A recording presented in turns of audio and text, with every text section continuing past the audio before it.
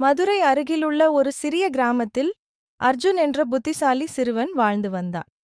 ஒரு நாள் கனமழை பெய்தது. அதனால் ஆற்றில் வெள்ளம் வந்தது.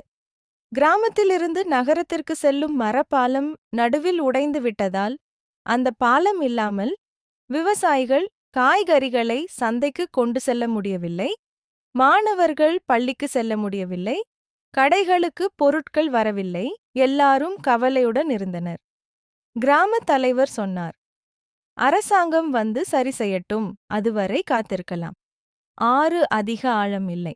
பாலம் முழுவதும் உடையவில்லை. நடுவில் மட்டும் சேதம். ஆனால் யாருக்கும் முயற்சி செய்ய துணிவில்லை. அர்ஜுன் கவனமாக சுற்றி பார்த்தான். அவனுக்கு தெரிய வந்தது, ஆற்றின் அருகே பெரிய கற்கள் இருந்தது. மழையில் விழுந்த தேங்காய் மர கம்பங்கள் இருந்தது.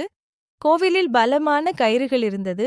அவன் தனது நண்பர்களை கூப்பிட்டு ஒரு திட்டம் போட்டான்.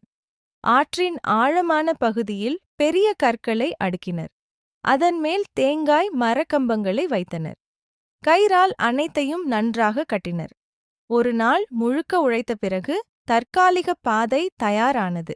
மக்கள் கவனமாக அந்த பாதையை பயன்படுத்த ஆரம்பித்தனர். விவசாயிகள் சந்தைக்கு சென்றனர். மாணவர்கள் பள்ளிக்கு சென்றனர். ஒரு வாரம் கழித்து அரசு பணியாளர்கள் வந்து புதிய பலமான பாலம் கட்டினர். கிராம தலைவர் அர்ஜுனை பார்த்து சொன்னார், பிரச்சனை வந்தால் காத்திருக்காமல் நீ தீர்வு கண்டாய். அர்ஜுன் சிரித்தான். நெறி. பிரச்சனை என்பது தடையில்லை. அது யோசித்து செயல்பட ஒரு வாய்ப்பு.